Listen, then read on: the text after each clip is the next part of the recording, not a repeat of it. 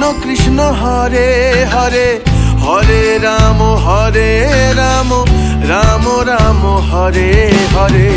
রাধে রাধে বন্ধুরা, সবাই কেমন আছো? সবাইকে স্বাগত গোপীনাথের চ্যানেলে।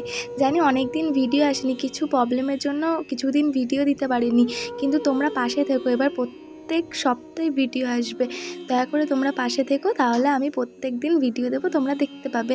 দেখো, আজকে তোমাদের সাথে আমি একটা জিনিস শেয়ার করছি, বিস্তারিত আলোচনা করতে চলেছি কিছু বিষয়, যেরকম হলো গোপালকে কেমন জলে স্নান করাতে হয়, গোপালকে কেমন জামা পরাতে হয়, এরকম বিস্তারিত তোমাদের সাথে আলোচনা করব, বা কিছু কিছু জিনিস আমি যেটুকু জানি সেটুকুই তোমাদেরকে জানানোর চেষ্টা করব। তোমরা পুরো ভিডিওটা দেখতে থাকো। দেখো বন্ধুরা, প্রথমেই তো আমি গপু আর লাড্ডু সোনাকে তাদের আসন থেকে লাফিয়ে নিয়েছি, দুপুরে স্নান করাবো, তাই এটা দুপুরের সেবা দিয়ে তোমাদেরকে কিছু কিছু বিষয় আমি জানাবো। দেখো বন্ধুরা, প্রথমেই আমি তোমাদেরকে জানাচ্ছি যে গোপালকে চকচকে বা একটু ঝকঝকে রাখার জন্য কি ব্যবহার করা উচিত, তাকে কি দিয়ে স্নান করানো উচিত। অনেকেই অনেক কিছু দেয় যে চকচক করানোর জন্য, আমি বেশি দিয়ে থাকি বেসন দিই মাঝে মাঝে চকচক করার জন্য, আর মাঝে মাঝে চন্দন বা মধু, এইসব দিয়ে আমি একটু গোপালকে চকচক রাখার চেষ্টা করি। তোমরাও করতে পারো, গোপাল কিন্তু খুব সুন্দর লাগে আর খুব চকচকেও হয়ে যায়। তোমরাও বেসন মাখাতে পারো বা চন্দনের সাথে মধু দিয়ে মাখাতে পারো, বা চন্দনও আলাদা করে মাখাতে পারো। গোপাল সোনা খুব কিন্তু চকচক করবে, তোমরা করে দেখতে পারো।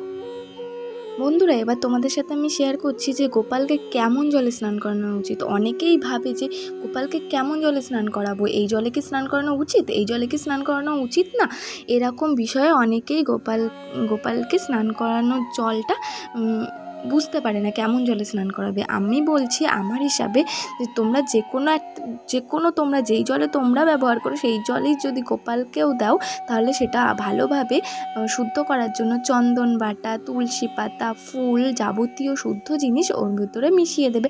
জলটা এমনিই পবিত্র হয়ে যাবে, আর গোপালের ছোঁয়ায় তো আরও পবিত্র হয়ে যাবে। তোমরা যে কোনো জলে যদি মন দিয়ে গোপালকে সেবা করো, যে স্নান করাও, তাহলে সেই জলটা দিয়েই গোপাল স্নান করে নেবে। এটাই হলো গোপালের লীলা। বন্ধুরা, আমি যেই বিষয়গুলো জানি সেগুলো তোমাদেরকে জানানোর চেষ্টা করি যথাসম্ভব।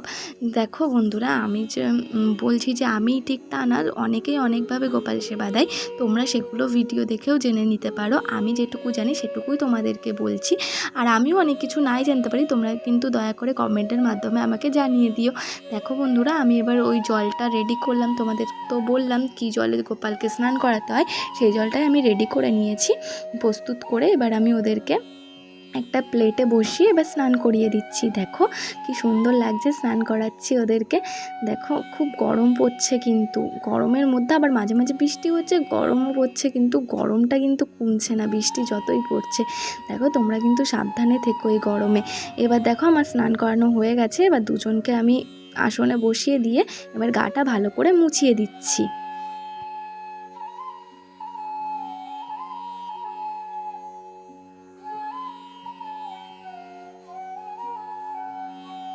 দেখো বন্ধুরা, ওদের গা মোছানো হয়ে গেছে। এবার তোমাদেরকে আর একটা বিষয় আমি জানাচ্ছি যে গোপালকে কেমন জামা পরানো উচিত। কেমন জামা বলতে, ওয়েদার চেঞ্জে যেরকম আমাদেরও জামা চেঞ্জ হয়, ওদেরও জামা চেঞ্জ হয়। যেরকম শীতকালে আমরা গরম জাতীয় জামা পরি যাতে শরীর গরম করে, এমন জাতীয় জামা পরি, সেরকমই গোপালকেও তেমন জামাই পরাতে হয়। আর যেরকম আমরা গরমকালে যাতে মানে একটু বেশি হালকা জামা পরি, সেরকমই গোপালকে হালকা জামা পরাতে হয় গরমকালে। আর বর্ষাকালে তো শীত গরম দুটোই থাকে, সেই হিসাবে হালকা পাতলা দুটোই, হালকা গরম দুটোই জামা মিলিয়ে যেই জামাটা তোমাদের মনে হয় সেরকম হিসাবে জামা পরাতে হয়। সেরকমই আজকে একটু বর্ষা ছিল, সেই জন্য আমি গোপালকে এই জামাটা একটু পরিয়ে দিয়েছি। এটা হালকাও আছে, আবার একটু শীত থেকেও বাঁচাবে, এরকম জাতীয় জামা আমি পরিয়ে দিয়েছি। দেখো বন্ধুরা, এবার আমি আস্তে আস্তে ওকে সাজিয়ে দিচ্ছি। দেখো প্রথমেই মালাটা পরিয়ে দিয়েছি, এবার আস্তে আস্তে ওর যা যা যাবতীয় সাজা গোজার জিনিস দিয়ে আমি ওকে সাজিয়ে দিচ্ছি। দেখো মুকুটটাও পরানো হয়ে গেছে, এবার আমি গপুকেও হালকা সাজিয়ে দিই। ও তো খুব ছোট্ট, সেই জন্য হালকা হালকা গয়না ওকে পরাতে হয়। দেখো মুকুটটা ওর মাথা থেকে খুলে পড়ে যাচ্ছিলো। এবার দেখো ওদের আসনে আমি বসাবো বলে আসনটা পেতে দিচ্ছি। আসনে এবার আমি ওদেরকে বসিয়ে দিয়েছি। দেখো সুন্দর করে ওদের জামা টামা ঠিক করে আসনে বসিয়ে দিচ্ছি। দিচ্ছি। গপু আছে আমাদের বাড়িতে, সেই জন্য ওরও আসনটা আলাদা একটু ফাঁকা রেখে ওকে ওখানে বসিয়ে দিচ্ছি জায়গা করে। দেখো দুজনকে কি মিষ্টি লাগছে, সাজুগুজু করিয়ে দিয়েছি। এবার দুজনকে বাঁশি দিয়ে দিচ্ছি। বাঁশি দিয়ে ওরা এবার সারাদিন বাঁশি বাজাক। দেখো বাঁশি দিয়ে দিয়েছি দুজনকে। এবার আমি ওদেরকে চন্দনের ফোঁটা, তারপরে তুলসী পাতা, তুলসী পত্র সব ওদের চরণে দিয়ে দিই। এবার ওদের সাজ কমপ্লিট। এবার ওদেরকে দর্পণ দর্শন করিয়ে দিই। দেখো এই দর্পণটা মানে এই আয়নাটা দীঘা থেকে এনে দিয়েছে ওর বাবা, গোপালের বাবা। কত মিষ্টি না আয়নাটা। আর তার সাথে ওই পাশে একটা পুতুল দেখছো, ওটাও এনে দিয়েছে, গোপালের নতুন খেলনা।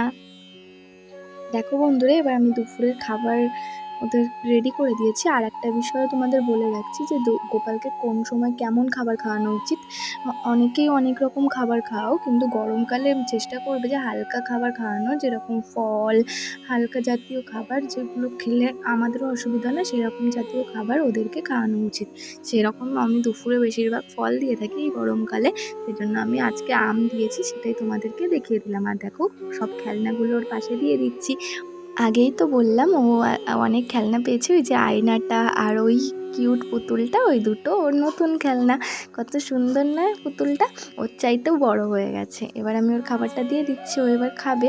এই যে আমি তার আগে ফুল দিয়ে একটু আসনটা সাজিয়ে দিই সুন্দর করে। ফুল দিয়ে সাজালে আসনটা আরও সুন্দর লাগবে। ওর খেলনায় দেখো আসনটা পুরো ভরে গেছে, গরু, গাড়ি, গোমাতা, তারপরে দুটো টেডি বিয়ার, প্রায় না সব কিছুতে ওর আসনটা পুরো ভরে গেছে। তার মধ্যে গপু তো ওর আসল খেলনার সাথী।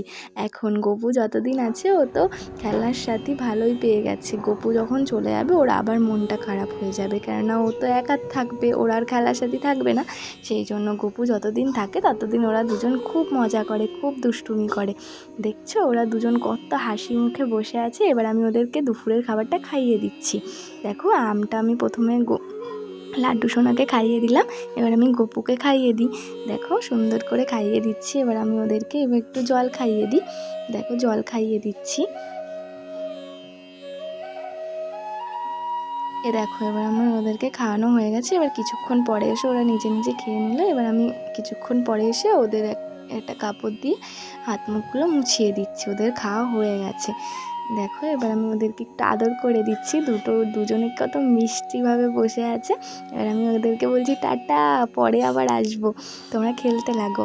আর বন্ধুরা, তোমাদের যদি মনে হয় এই ভিডিওটা ভালো হয়েছে, তাহলে ভিডিওতে একটা লাইক করে দিও, আর চ্যানেলটা সাবস্ক্রাইব করে দিও। আর ভিডিওতে যদি কোনো ভুল হয়ে থাকে কমেন্টের মাধ্যমে জানিয়ে দিও। দেখা হবে পরের কোনো ভালো কোনো ভিডিওতে। ততক্ষণ সুস্থ থেকো, ভালো থেকো। রাধে রাধে বন্ধুরা।